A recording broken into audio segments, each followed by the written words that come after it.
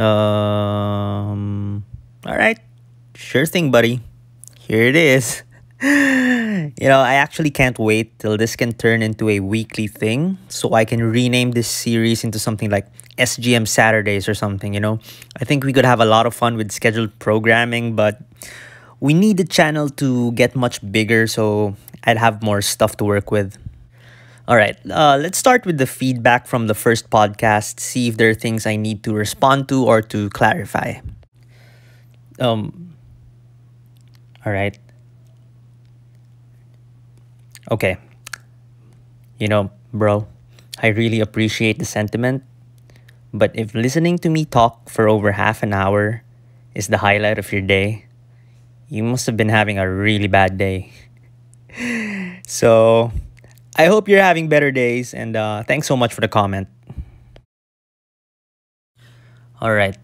Didn't expect to be. Okay. Oh no. Oh no. Okay. All right. First off, I sincerely apologize if I wasn't clear about my intentions in the last podcast. I wasn't trying to single people out and say, man, look at all these people saying she's broken. Well, here's why they're wrong, right? That wasn't my point, okay? I have to make something very clear. People thinking that Annie was going to be OP or broken after seeing all the trailers and showcases is the closest thing to normal as you can get. This is a natural, almost knee-jerk reaction to these kinds of things. Alright? The point of my discussion was to reassure people that Annie's release isn't guaranteed to break the game in any way. That's it. That's it. I was just explaining my side of things and how from my early testing, I haven't seen anything categorically broken yet. And then I went on to explain, the definition of broken and stuff like that, right? And, to be completely fair, hindsight is 2020, guys. Just a little over a month ago, we never would have known how Annie would have affected the game. For all we knew, they could have been right. She could have been broken. She just turned out not to be. So I don't think you should be too hard on yourselves for having these kinds of impressions because it's normal. And it's also bad for people to try and give them shit for it, right? Like, people have the right to speculate. And the very nature of speculation is that it can turn out to be wrong. And that's fine. So thanks for the comment. Don't think anything of it. In fact, I'll tell you guys a story of when I was still a far cry from the hardened veteran that I am today. This was 2, maybe 3 years ago, and I think I was still around level 50. That time the max level was 60, so by those standards, I was already a late game player. And I remember reading Xenomorph's abilities, and I was so sure at that time that it wasn't good. You have to block and change elements, then try to change back to dark 3 times during a 3-minute fight. I was so sure that it's not consistent enough to be a legit strategy for closing out fights. And less than a year later, this exact strategy carried me to rank 1 in Rift. Not once, but twice. So yeah, these kinds of things are totally normal. Don't sweat it. And yeah, to your point about overreacting because of hype, I don't even think it's overreacting. It's just a normal reaction. So, yeah. All right. This one's a 2-page essay with a lot of relevant points worth discussing. So, let's get to it. So, let's start with the first paragraph. It's not the issue that Annie's broken. Well, okay. Yeah, it should not have been the issue. But unfortunately, at the time, it actually was the issue for a lot of players after seeing all the trailers, right? So, it was really something that I had to discuss from that angle. So again, I do agree with the general idea that it should not have been the issue. But, in life, what should be and what actually is aren't exactly the same thing. So I had to respond accordingly and address the issue that was being brought up repeatedly. Alright, so the next part is kind of a closed loop already since you sort of responded to it yourself. Salt, Neuro, Snake, and Model Leader can be argued as broken by some metric, but because they're natural diamonds, this is actually by design. So going to the next part, there's very little balance in the game, especially in comp. Then we have a full write-up about the imbalances in competitive PvP, which goes all the way to the second page. Told you it was a 2-page essay. So in the last paragraph, he goes on to conclude that broken isn't the term to use, but unbalance is the way to go. There's mention of Feline Lucky getting nerfs as opposed to Neuro with her block infinites. So let's start with that, okay? Feline Lucky's last change was a reduced duration of her buffs, but in exchange, she can now activate her signature ability when getting hit. So it's arguable whether or not this is a nerf or a buff, but from where I'm standing, Feline Lucky got an almost irrelevant nerf and a somewhat relevant buff. So let's talk about peak value for a second. Feline Lucky has a really low base attack and an unreliable signature ability. It's a 2% chance on critical hits, and the buffs she gets do not contribute to her overall damage output. If you look at the defensive end, on the other hand, she's a light type and she's a fortune. So combining the scratching post with light catalyst actually makes her a bit scary. Adding that threat of gaining all those defensive buffs when hit with a crit gives attackers another possible lose condition, albeit a very unlikely one. So all things considered, since Feline Lucky's value peaks on defense rather than offense, her latest change was more a buff than a nerf.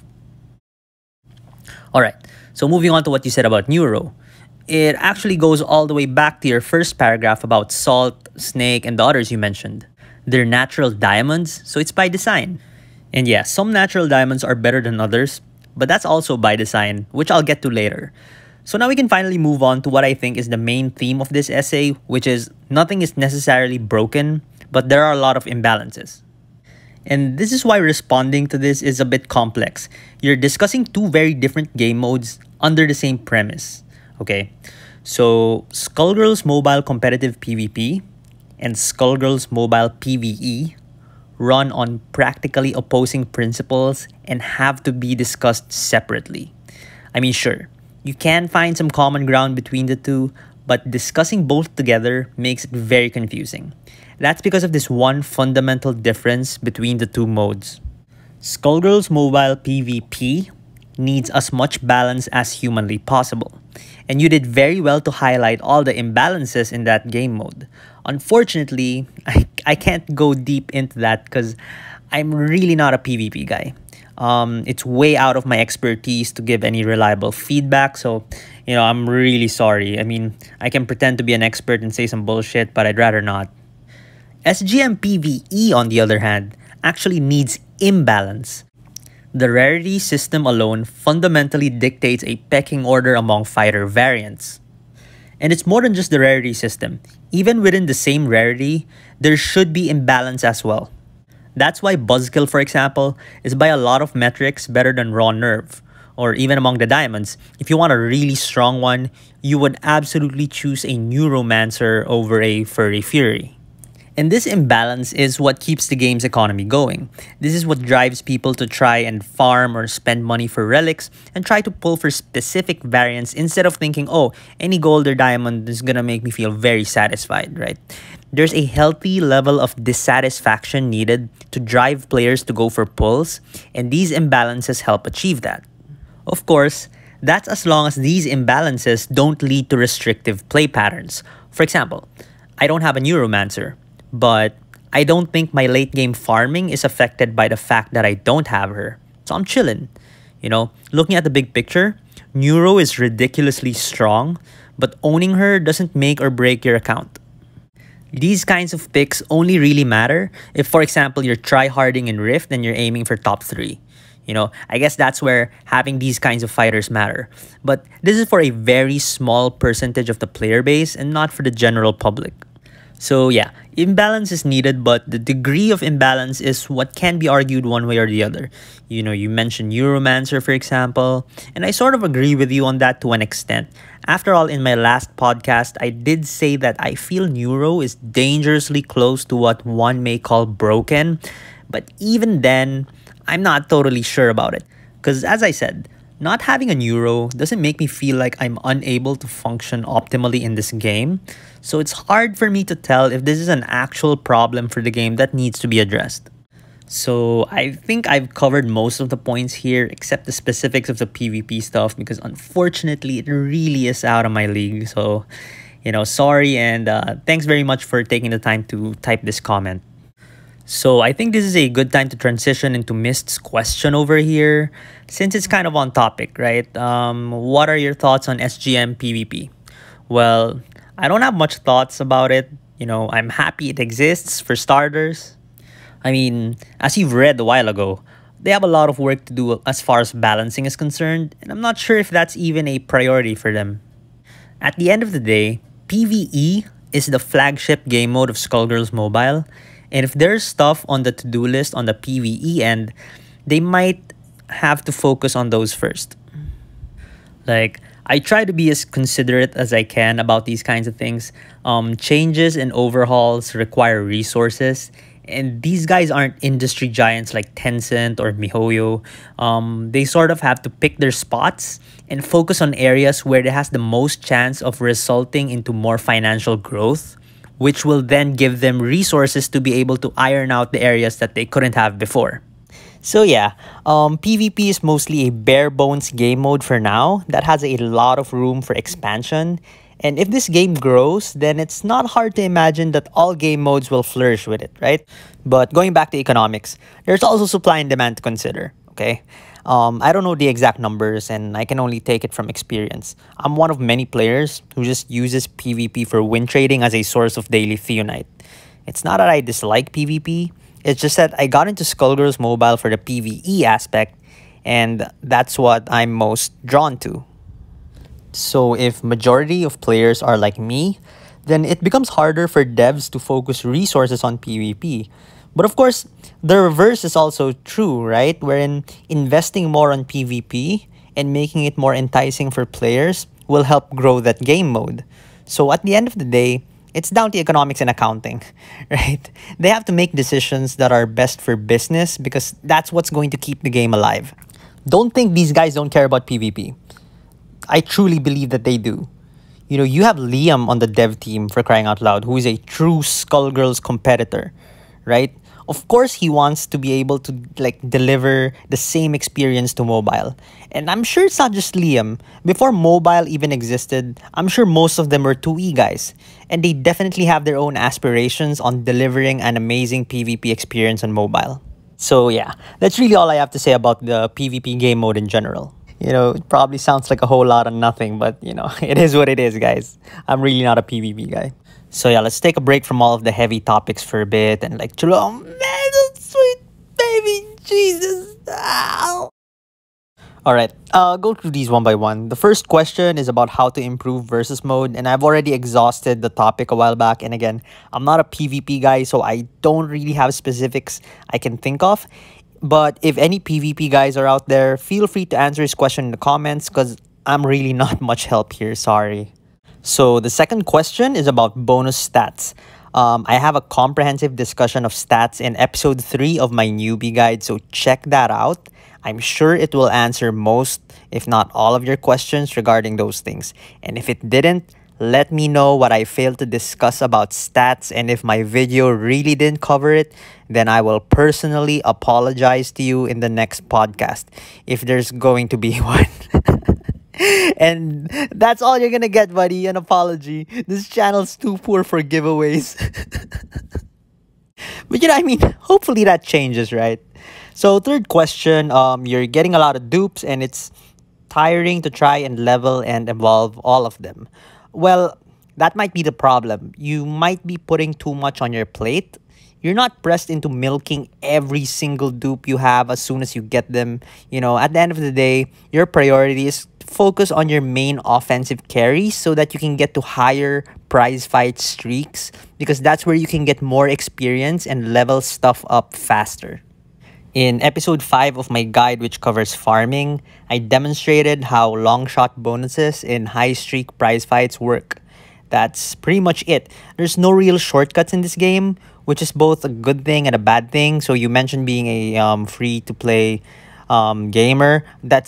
This kind of thing is actually a problem for everyone. Even whales have this issue. They get a bunch of dupes, right, and they don't know what to do with them. This is everyone's problem in this game. So in general, pace yourself and don't try to do too much at once because you'll get burned out and more likely to quit the game.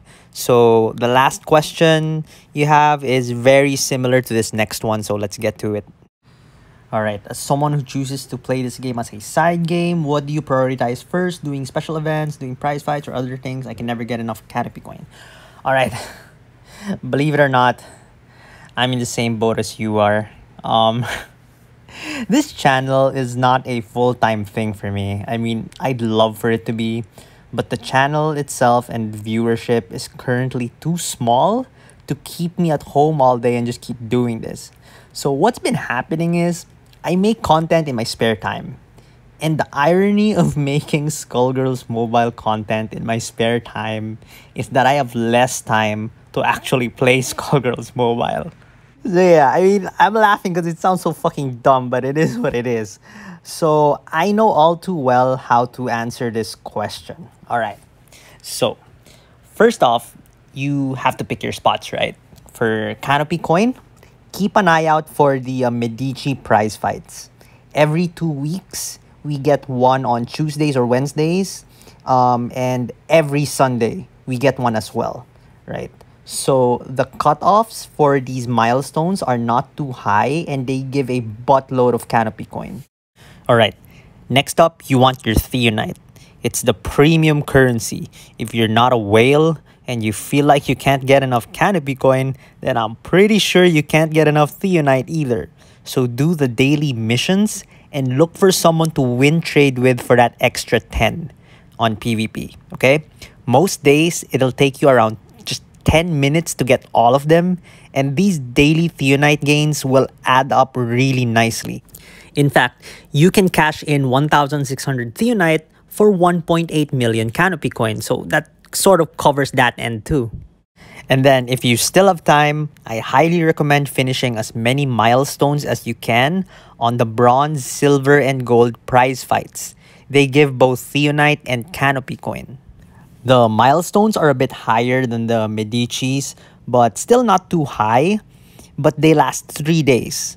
And you don't even have to do them all if you don't have the time. Even just half of the milestones gives you a chunk of theonite and coin that all add up very nicely.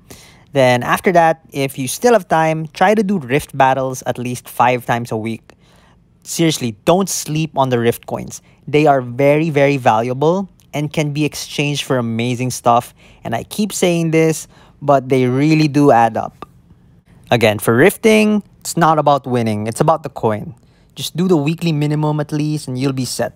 So for daily events, it gives a lot of coin if you finish them all, but I understand that it can get cumbersome to try and do all of them every day. So if you're not in the mood, at least do the daily events of your main fighters, particularly expert and master difficulty. That way you can get more chances of getting gold moves that have perfect stats, which are crucial to late game optimization. Then, if you're strong enough, make sure you do the accursed experiments once a week. That's a lot of coin and a chance at a diamond key, which are very hard to come by. Then from there, make sure you finish off as much story mode content as you can. At least until expert, because they give you free relics which you might want to exhaust first before thinking about spending theonite to expand your collection. But those things never go away, so feel free to do it at your own pace. So I hope this helped, and hopefully this helps you fit the game into your schedule while making substantial progress at the same time. Now that I think about it, this could even be a video of its own, you know. I'll try to maybe cut this part of the podcast and make it like a tip for, you know, people without much time, you know. We'll see. So thank you for asking this question. It's very relatable even for me. All right, here you go. What should be the minimum base stats fully evolved for both offense and defense when considering late game viability, not considering the stat stacking from moves? Alright, good question. I guess this was an inevitability because I think the anti-variant review video was the first time I introduced hard numbers into fighter discussions and talked about them extensively. Alright, honestly, I'm not too sure about that myself, okay? Weird answer, right? But yeah, there's no standardized cutoff for what makes a certain base attack value good. Choosing an attacker is usually a combination of offensive tools rather than just the base stats. But I think my personal cutoff is at around 13k without damage boosts. Like, if I see around 13k base stats, then they're definitely great candidates for a late game offense. And this is probably why I like Primed and Phantom Threads, for example, because even if they're only at 11k, just one enrage stack effectively puts them above the 13k range. As to why it's 13, I don't really have a particular reason. It's probably because for endgame stuff, I really like the effective attack range of my carries not to go below 25k. But even then, 25k is also another arbitrary number that could be anything to anyone. So anyway, because in my head, the 25k attack stat line is my lower limit, with a 13k base attack variant, I don't need to invest more than 100% attack bonuses from equipping moves to get them to 25, right? So it's probably just a psychological thing for me. That's why, for example, like with the Diva Intervention, her base attack is around 10k. But with no access to damage boosts, even if I give her a 100% attack bonus, she's still 5k short of my, imaginary cutoff of 25k. And, to be fair, it kind of shows in late game fights. But it's not that simple. Debuffs, utility, and other sources of damage come into play too, of course, and can affect how you judge attackers. For example, Bloodbath has over 11k base attack, but with no access to damage boosts, right? Technically speaking. So if it's just based on that, then I wouldn't really consider her to be a priority pick. But because she has access to bleed, which adds to her output by a 1% health per second per stack, then combining that with an attack stat of over 11k makes her much more overall appealing. And then you add the fact that she converts her own bleeds into regen, so she can even be used as a counter pick against specific bleed options like dreadlocks, so that drives up her market value even more. Bioexorcist is another special case because her base attack is absolutely abysmal at less than 8k, but because of her HP drain ability, she's still considered a great offensive pick. So I guess to answer your question, your cutoff for a good attacker is going to depend on you and also how dependent the variant is on raw attack damage. And as you get to the late game and get more and more experience fighting in Rift and high streak prize fights, you're going to end up with your own rough estimate in your head of how hard you want your fighters to hit. For defense, my cutoff is at around 60k HP. But again, it's just another imaginary cutoff, right? Like, I just like my defenders to have well over 100k HP. And with 60k, that's easier to pull off. That's really it. But sometimes you can't help but invest in fighters with less. For example, That's All Folks is well below 60k, but I still invested in her because I think she's a great defender nonetheless. I just have to work harder to get her above 100k HP. So yeah, this also depends on you. Now, this is a similar question to the last one, but on a more general scale. So what are the late game standards? There are two metrics for the late game for me, high rank Rift and high streak prize fights. Fighters with good late game potential are basically the ones that perform in either of these two spots better than other fighters. So because the meta has already been established long ago, new variants are a lot easier to evaluate because there are pre-existing gold standards to compare them to. So, for example, a new offensive variant like Timeless Hero can be compared to pre-existing offensive staples like Buzzkill and other established offensive juggernauts, and you can then see for yourself if she can compete with these fighters. That's basically just what late game standards are. And it's important to note that it's more than just who can do it, it's about who can do it best. Because, some smartass out there is probably thinking, oh, I was able to beat a, 100k team with my rerun, but that doesn't really prove anything because there are a lot of other fighters who can do it better. Attackers with good late game potential are better at clearing high streak prize fights and beating higher ranking Rift bases. Similarly, defenders with good late game potential are the ones that give late game players the hardest time beating. And just like with the previous question, these kinds of things, you're gonna learn them like on your own. You're gonna figure these out on your own over time the longer you play the game. Alright, how would you describe the criteria for a variant which is practical rather than theoretically broken? Alright, fuck. This question, man. Okay, if you don't mind me rephrasing this a bit, I'm assuming you were asking me what are the criteria that makes a fighter broken in practice as opposed to broken in theory. I hope I got it correctly. If I'm right, and this is what you're asking, then buckle up, people. This is going to consume most of our collective brain cells. I mean, in an ideal scenario, I should even have like MS Paint open so I could like make diagrams and shit. But, I have to make do with just my words.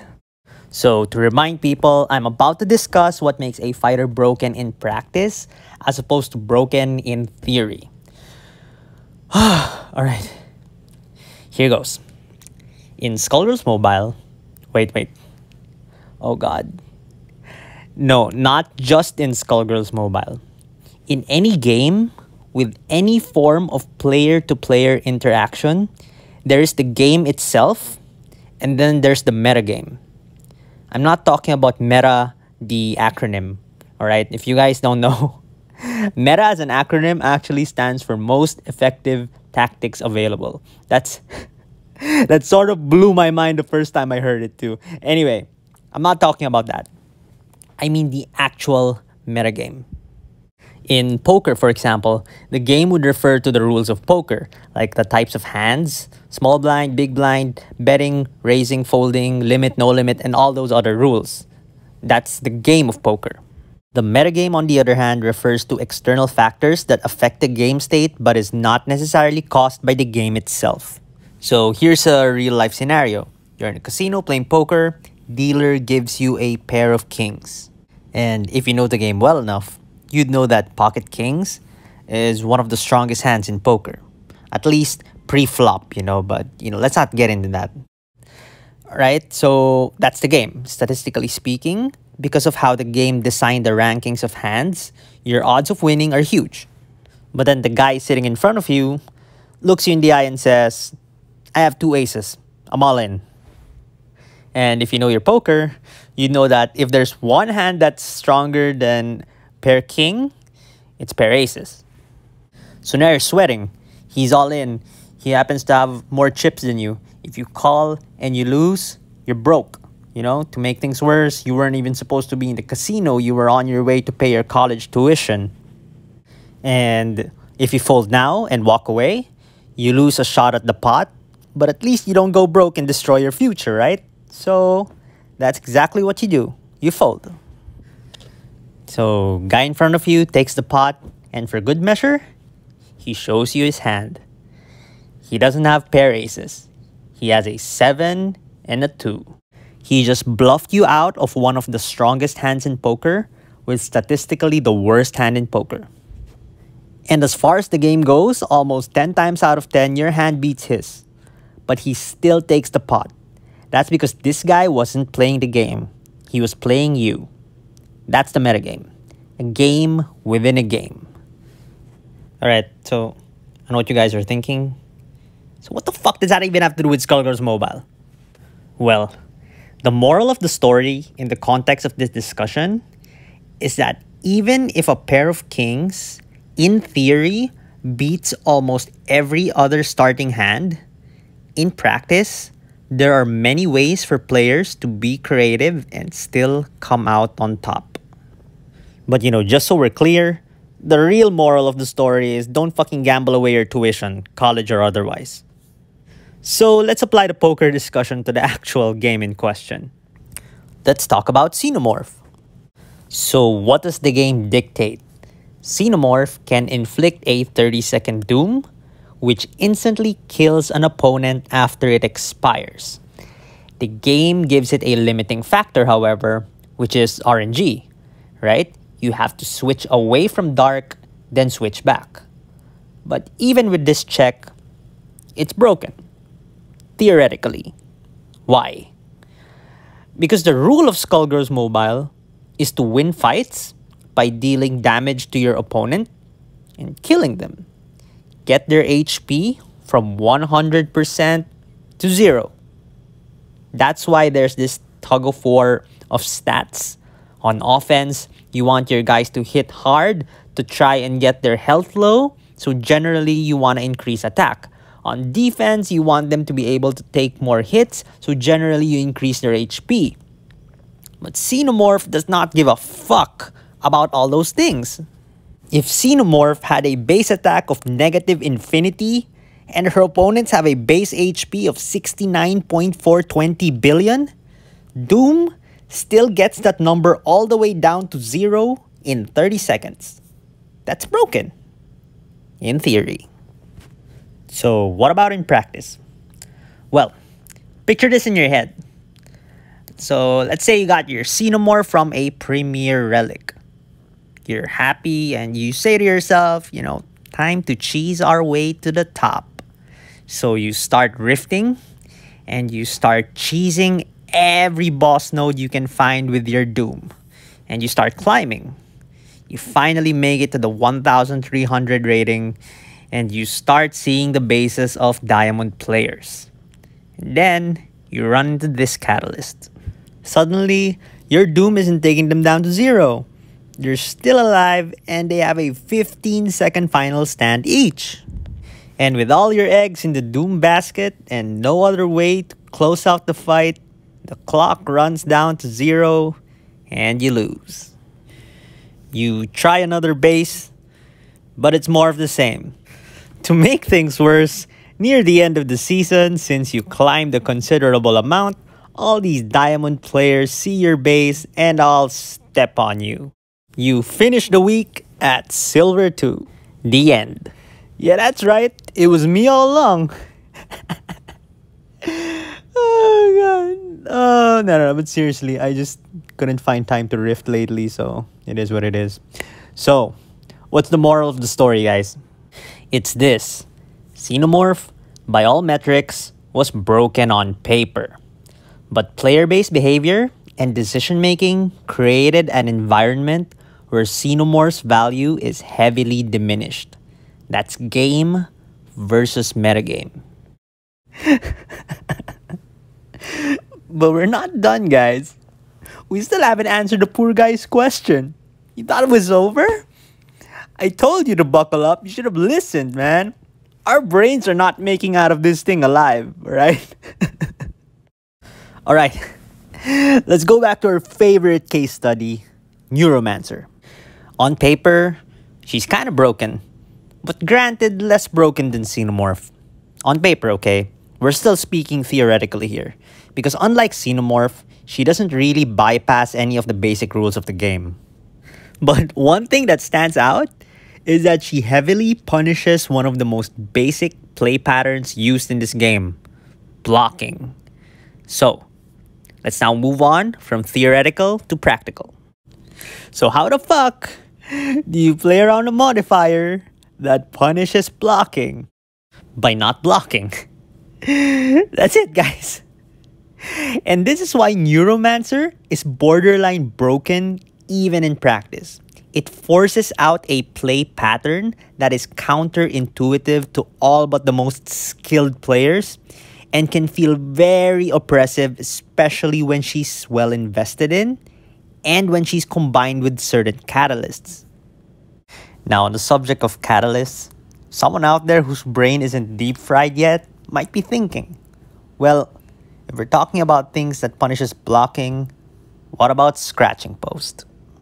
Well, first off, Scratching Post punishes blocking with debuffs, and debuffs can be countered with immunity. So that's one crucial difference. Another difference is that Neuromancer has this feature built into her. She doesn't need a catalyst equipped to do what she does. This makes her scary not only in Rift, but also in prize fights, in dailies, in training, in my butthole. She's scary everywhere. So yeah, Neuro's crazy strong.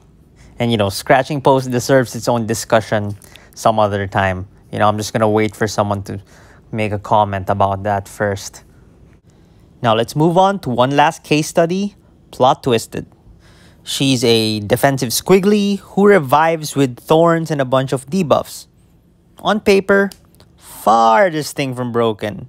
Just your typical annoying defender with a typical annoying ability. Some people to this day even think she's bad. Oh god. But what are the smart and sadistic people doing with her? Well, I'll tell you what they're doing. They're giving her this, and they're giving her this. And suddenly, she's one of the most oppressive Rift defenders in the history of the game. Arguably even worse than Neuromancer, if we're talking strictly defense. Plot twisted is living, or should I say dead proof, that even fighters that aren't broken in theory can still be extremely problematic in practice. And so, we finally go all the way back to the question. What are the criteria that make a fighter broken in practice and in theory? If you've been paying attention, you might have already figured out the answer.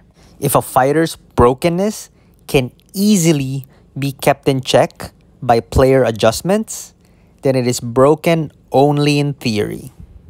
But if it can't and remains persistently oppressive to the general player base, then it can be considered as broken in practice. In summary, a fighter that's broken in theory breaks the game. A fighter that's broken in practice breaks the metagame. And that concludes today's lecture about theoretical and practical brokenness. Oh, God. So, you want to know what's fucked up? That was the short version. And just to be clear, this is just one interpretation of the concept, okay? I'm sure other people would have other ways of looking at it, but, you asked, and that's my answer. Okay, next question. So, who do you think is the best variant overall now, including Annie? Alright. If you've been following my videos throughout the months, you might have noticed the meticulous thought process and borderline obsessive approach I have to the game. I try to leave no stone unturned, and it's almost never black and white, right? When I talk about fighters, I always try to cover all bases. What makes them good, what makes them bad, and the many factors that contribute to their overall value. And because of this thought process, it's really difficult for me personally to find a definitive answer to that question. Like, best at what? Overall meaning what? Do you mean overall as in both offense and defense? Because I can think of a lot of variants that are great at both offense and defense. Bio is the most well-known one, as you've mentioned. Jin, Class Cutter, Neuro, Lovecrafted, I guess. There's quite a lot. And, for the sake of discussion, let's narrow it down to that small group. By the way, I'm not saying those are the actual candidates for best variant in the game, okay? Let's just pretend for a minute that they are. Even then, it's still hard for me to point to one of these variants and say, yeah, it's this one. Because someone out there will always make a valid case for another one of these fighters, right? There are just so many powerful variants and so many metrics to evaluate them with. And I sincerely apologize. I'm sure you're noticing my habit of giving these non-answers, I know what you're thinking sometimes. Like, because I know so much about the game, I'm likely to have an answer to these difficult questions that people are pointlessly arguing about every day. But, for me, it turned out to be quite the opposite. Because the more I learned about the intricacies of the game, the less sure I am of who the best is. There's just too many factors to consider. And by forcing a singular answer to that question, you're bound to have missed out on other factors that might probably point to another answer. So, going back to your question, my answer is, I don't know. I'm sorry, man. But I'm pretty sure it's not Bioexorcist. I mean, there was a time when Bioexorcist might have been at the top spot, but that was when natural diamonds were not introduced to the game yet. So that was a long time ago. Alright, next question. Man, you guys love Bio, huh? So I answered your question already, and no, I don't think she is the best variant. Not because she's bad. In fact, she's very, very good. But very, very good and absolute best are two very different things. Wait, what? Sunday school? Well, well, my friend, Sunday school is a huge jump from bioex sources, but if you put it that way, you're not exactly wrong. I mean, from that perspective, at least, and that's why I keep bringing up this concept, value. All right, all variants are capable of generating some sort of value, whether it's value in the form of damage, defense, or support. And then there's also value relative to the stage of the game, early game value, mid game value, late game value, stuff like that. But there are varying degrees of value. So while all fighters are capable of generating value, some variants are able to generate more than others. Sunday School increases debuff durations on opponents and decreases debuff durations on teammates. That gives her considerable support value, right? But especially in the late game, if we're talking support value, she has to contend with the likes of Surgeon, Persona, even Evergreen Evil to an extent, and now even Model Leader. And let's not forget another very powerful support that also happens to be Bronze, Sketchy. So, by a lot of metrics, she gets outvalued. And that's probably why she's not talked about that much. Nonetheless, that value is still there, and anyone can make use of it. Okay, I would like to hear your opinion on people worrying too much about whether or not a character is viable, since you can basically get top 10% in every PF with goals and the majority of the players just concentrate on that. Do you think it's really worth it evolving a character just because a tier list said it's better than the ones you like or want to play? Alright, so this comment is about people who are more focused on what fighter is strong as opposed to fighters they like. There's a lot of things to discuss here. First off, you mentioned getting top 10% in prize fights. Getting to 10%, by the way, is only the first step of the process, because it's more than just getting top 10%. It's about getting to top 10% easily. Not everyone can find time to play a lot of games for 3 days and get 10% every time, right? And for those people who want to be as efficient as possible with their farming, then having stronger fighters will help. It's like I said earlier about late game standards. It's not about who can do it. It's about who can do it better. So yeah, it's perfectly reasonable to focus your priorities on variants who have the best chance of winning fights more easily. If I need to dig a hole, I can probably do it with a spoon, but I'd rather find myself a shovel. That's normal behavior. When people download these games, they immediately want to know who the best fighters are, and naturally, that's what they'll want. Like, it's gonna be very rare to meet someone in the game chat who says something like, hey, who's the weakest, stinkiest fighter in the game? I want that one.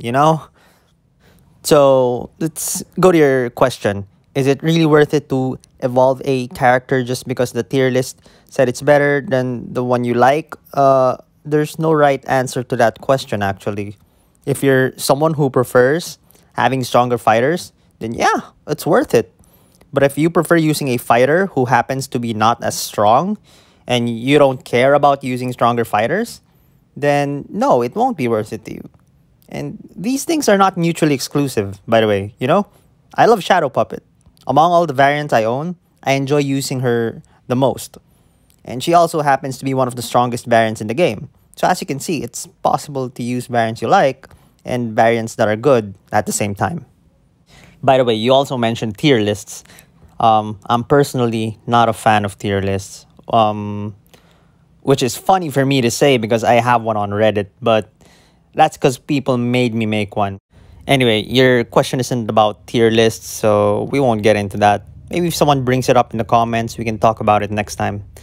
And finally, we go all the way back to your first statement. You'd like to know my opinion on people worrying about fighter viability. Well, I don't have an opinion on them. Because why should I? If they're worried about something, then let them worry. It's not my place to say whether they're worrying too much or too little about a certain thing, right? I mean, the last thing I want to do is judge. And the best I can do when I run into these kinds of people is reassure and inform, right? So I think it's story time again. It was over a year ago, so details might be a bit hazy.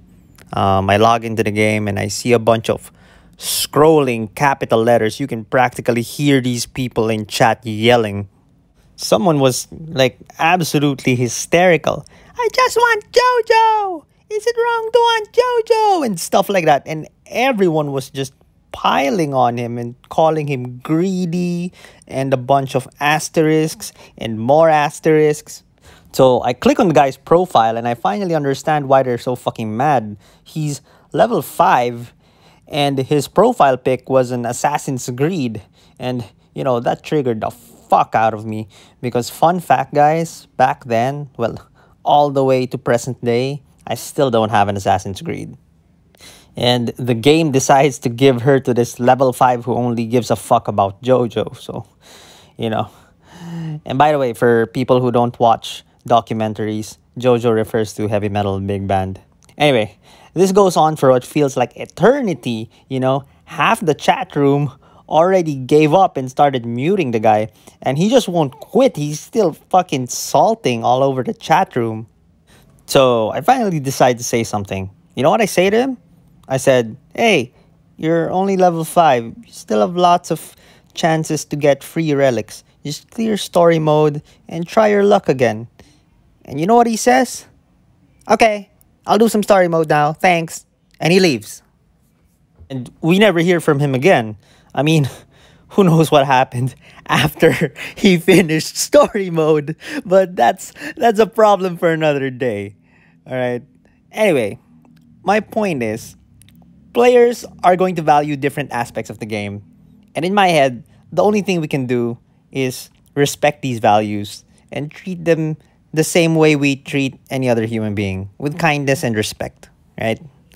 So yeah, I hope I gave you a satisfactory response, my friend, because that's all I got, man. All right. Found this one in my League of Legends video of all places. Hello, unrelated to LOL, but a question rolls about in your SG guides farming. Question: when you said it was better to get 1,600 theonite and convert them to coins, wouldn't it be better to roll for units? Also, which banners are best to roll on? Okay, you're definitely a gacha player, you know. The terminologies give them away. Rolls, banners. Anyway, Skullgirls Mobile doesn't exactly operate like your traditional gacha game. In most gacha games, you want to farm premium currency and then blow it all on pulls. That's why when gacha people play this game, the idea of using premium currency for anything other than pulling for new stuff just feels really weird. Here it's different. Why? I'm not exactly sure as to what the exact cause is. But if I were to take a guess, it's because this game gives you so many ways to expand your collection without having to spend theonite. You know, first off, clearing all of story mode gives you a lot of free relics already. You should try and open as much of these free relics as humanly possible before checking if you even need more fighters. Because believe it or not, there comes a point in this game where you'll need resources to upgrade your fighters more than you need actual fighters. Believe me, this point comes a lot earlier than you think. And when that point comes, you're going to need lots and lots of canopy coin. And you have to understand, having strong, well-invested fighters will help you clear more content, which helps you get more fighters for free. And that's why theonite is generally better spent on coin. As to what banners are good to pull on, if you're just starting out, just go for the ones that cost 100 theonite. And you get a free +1 if you get them 10 at a time, so you might not want to do it one by one. But again, I highly recommend you do this only if you've exhausted all the story mode freebies, okay? Because there are going to be times when the ones you get from freebies are going to be enough, okay? But if they're not enough, you can maybe go for a 10+1 pull, maybe 2. But beyond that, eventually, you'll really want to focus on making fighters stronger instead of just getting more of them. You have to trust me on this. I've played a bunch of gacha games on the side, so I know. Skullgirls Mobile operates a bit differently.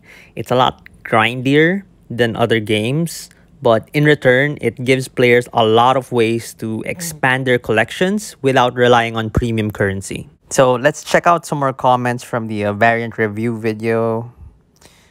Oh.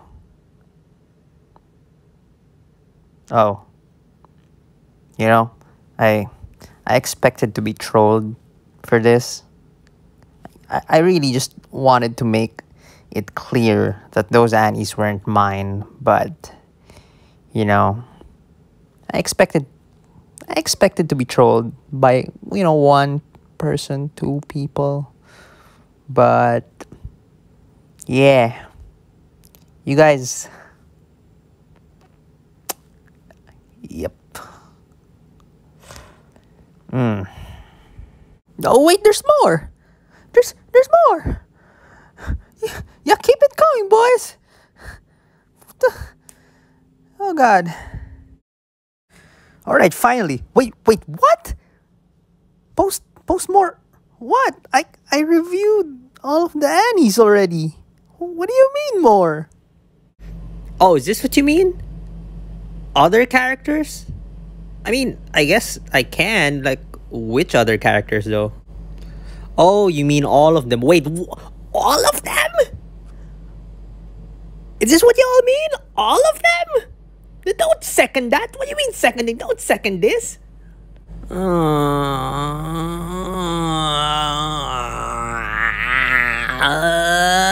But you guys might have a point. That's actually not a bad idea. All right, here's the thing. Remember when I said this isn't a full-time thing for me?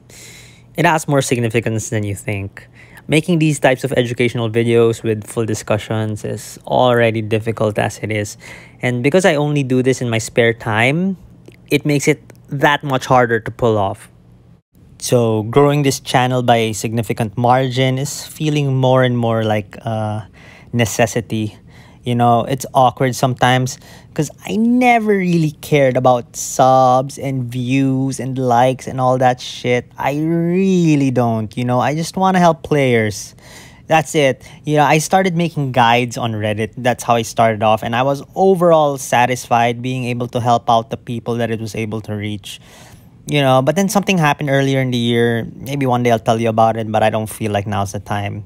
And that's when I realized I can be of more help to people if I do more than just, type up a bunch of guides. I should add some visual aids and make it easier to digest. And so I started making video guides, and YouTube eventually became my platform. That's it. I never had dreams of being this huge YouTuber with a massive following. I never really cared for things like that. But then I realized if I want to help more players, then having a larger following actually helps. However, as the audience started to grow, I've recently started to feel the weight of the demand for more content relative to the time I have to make it. Like all these ideas are great and I want to be able to deliver in the best way possible as fast as I can. But not having this as a full-time job gets in the way of that in a huge way. And as the channel is right now, I really can't. I mean, I hate getting into discussions about money, but to give you an idea, the ad revenue from my channel is probably worth less than the electricity and internet I consume to make my videos. And that's not even counting the hours I put into making these. So I guess what I'm trying to say is, please be patient with me and my channel. I only have limited time to do work on this. And if you help this channel grow by subscribing, liking, leaving comments, or sharing it with people who are interested, you'd be helping me in being of more help to players. If the channel gets to a point where it can pay the bills and put food on the table, even if it's just a can of beans, I'll fucking take it, I'm in. Because despite all these struggles in content creation, I do enjoy doing it, and I do enjoy helping players out. All right, I don't want that to be the last thing I talk about, so let's dig through some more comments. I feel happy but guilty at the same time when I see these comments. I realize there are people who watch my videos but don't speak English as their first language. And I am aware that there's a huge Skullgirls mobile following in, South America in particular. So it's actually one of my frustrations as a content creator that, I can't find time to learn another language beyond, random phrases. That's why recently, in a lot of my videos, they have subtitles on, as requested by some people. And guys, my subtitles aren't automatically generated. I manually type all of what I say.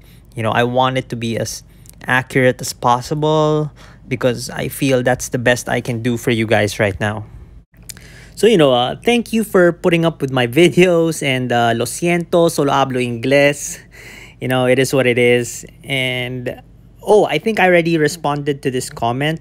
Check out episode 3 of the newbie guide and let me know if I missed anything. Oh, okay. All right, here's what you need to do. Fully upgrade her first. Then level her up to at least 45. And make sure to unlock her marquee ability. Then use her. Like a lot. Then get back to me if you still think she needs a buff. We can have a longer conversation then. I mean, you're only the second cat who's commented on my channel, so I'd love to hear back from you. Oh, come to Brazil?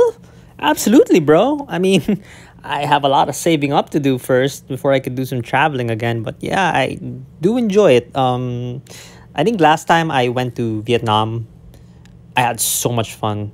I had such a blast in Vietnam. Anyway, yeah, thanks for the support from Brazil, my friend. Oh, wow, burgers are broken? Well, I think it depends on the variant. I do agree, though, some can be argued as broken, but balancing in this kind of metagame is very different from Skullgirls Mobile. I think burgers being broken is a good thing for everyone, except vegans, I guess. But even then, I tried a vegan burger last week, and it was still pretty OP.